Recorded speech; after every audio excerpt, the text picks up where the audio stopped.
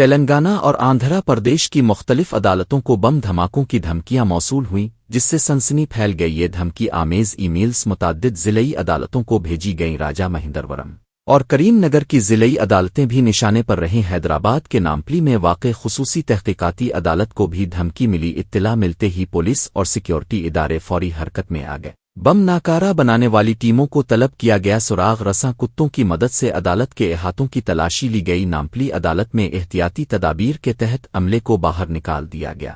हुक्काम ने इमारत के अंदर और अतराफ में मुकम्मल जांच की। ताहाल किसी मुश्तबा शय की बरामदगी की इत्तला नहीं मिली, जबकि तहक़ीक़ात जारी है।